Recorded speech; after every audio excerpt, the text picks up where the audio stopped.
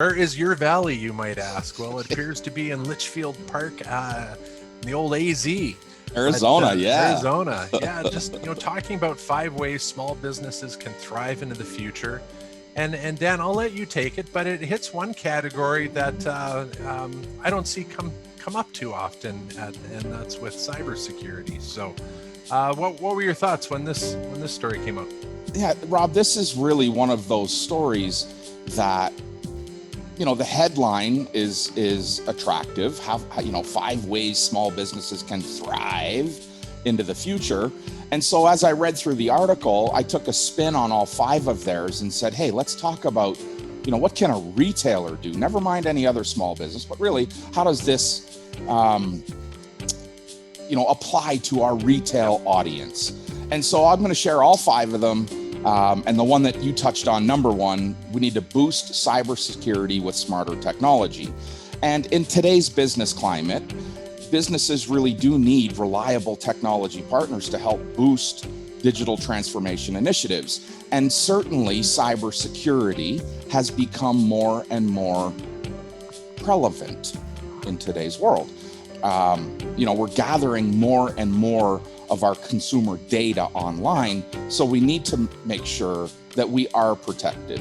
And of course, me, I'm like, collaboration is the right answer, and collaborating with the right partner means that any size retailer can better manage hardware, software, and services to maximize customer and employee experience. Not just maximize their experience, but also protect them.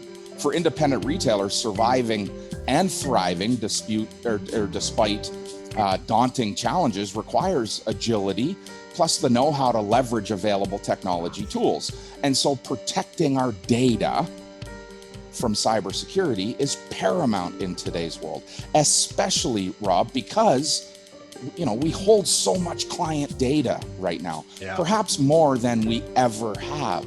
And so using good military-grade encryption, having a firewall in your business, using secure connections with your customers to capture them, to capture their sale, their credit card information, and so on, critically important in today's world.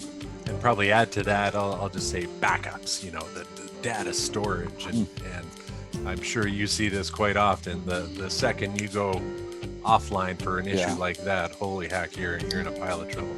Rob, I'll tell you, once a week, maybe that's less than once a week, but definitely, a couple a month, we get that phone call of a distraught retailer saying, my data's gone. And, someone either has my data or my system has crashed and I have nothing. And so absolutely having a good 1, 2, 3 backup is important. Not just important, it's critical. You have to have it. It's a gotta have. And that 1, 2, 3 means 1 backup on site, 1 backup on a network attached device, and 1 backup somewhere up in the cloud. And CRS does look after that for a lot of our retailers, where we're providing that backup service, that 1, 2, 3 copies of backup data that we can, hit them back to live in a matter of minutes with data. But also, securing that data and ensuring that you have the appropriate firewall in place in your business. We got to phone these guys in AZ and to say, we got item number 6 for your list. And boy, that was a good one. Yeah. Okay, onwards. Yeah, number 2, ensure employees have the necessary tools. And I thought to myself, man, oh man, what a great question to ask myself and my team. What are you missing? What don't you have? Is it training? Is it technology? Is it equipment? Is it changing rooms? Dressing room or dress rooms, change rooms, style rooms. This came up on a retailer call yesterday, where a retailer saying, I don't have enough change rooms to serve my audience. Well, that's a tool. And as we talk about our selling system and moving a customer through that total solution purchase, change rooms and dressing rooms are hugely important in that success model. And that's a tool that we might be missing. And so number 2 really is ensuring that everyone has the necessary tools to be successful. I breezed over it really quickly, but training is a tool. And having more than one voice in your organization is impactful. Saying a lot of the same things from different voices, different tones, different meter, different time is important in your business. And that's a tool that's often overlooked. So number 2 was ensure your employees have necessary tools. Number 3, meet customer demand for omni-channel ordering. And through this disruptive period, we'll call it, retailers have had the opportunity to get more creative and innovative in terms of how they are reaching their customers, and adopting e-commerce and having an e-commerce presence is no longer a nice to have. It's no longer an added benefit to the store. It's a gotta have. It is a true channel of revenue.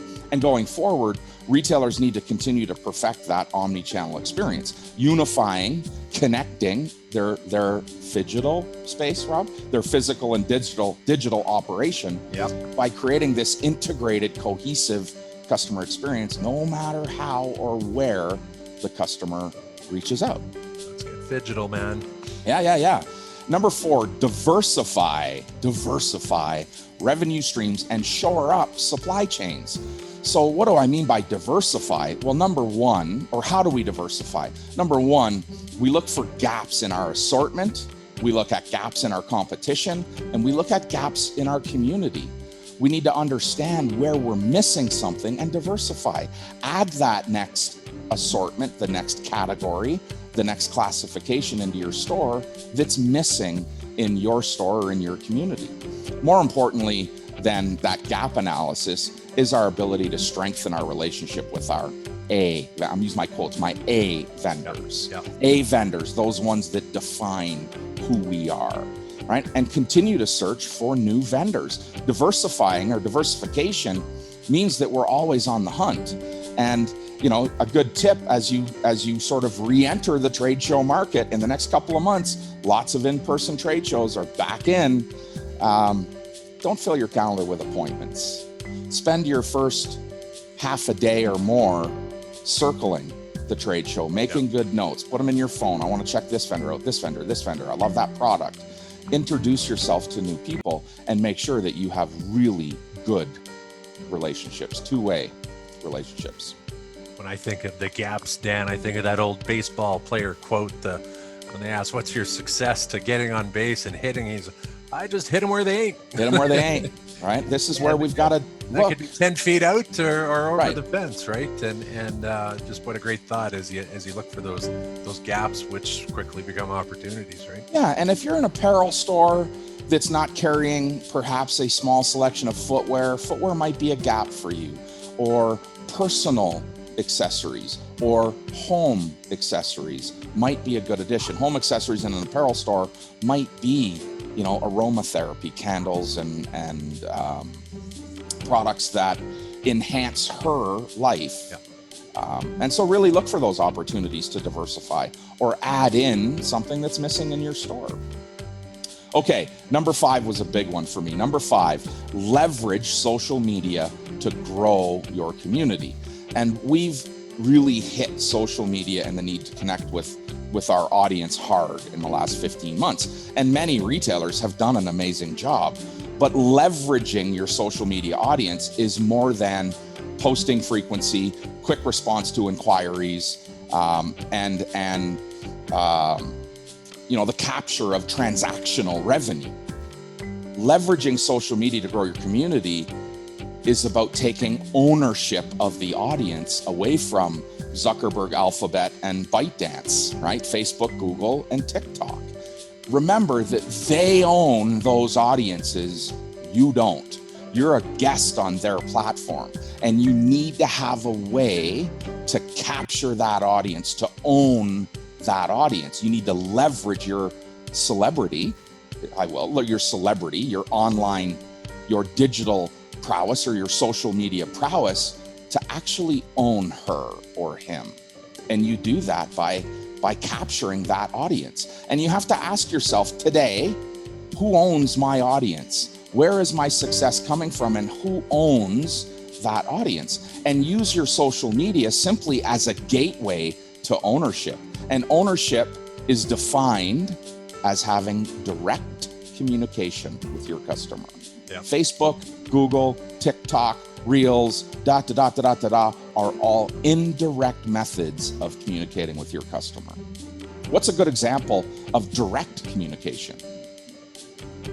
Great reminder of when you talk about the ownership, I think of another word of the progression of the relationship. Yeah. And so if you choose to engage with them just on TikTok or on Facebook, that's great. You're creating that engagement with them and that, but think of how you progress that relationship down the line, and by down the line to obviously the ultimate in the store, shopping with me, right, on my website, sign up for my newsletter, that trying to find ways that we can continue to connect with them, so that when Mr. Zuckerberg changes his mind a year from now and all of a sudden your 10,000 followers don't mean nothing unless right, you pay $2,000 a month to act.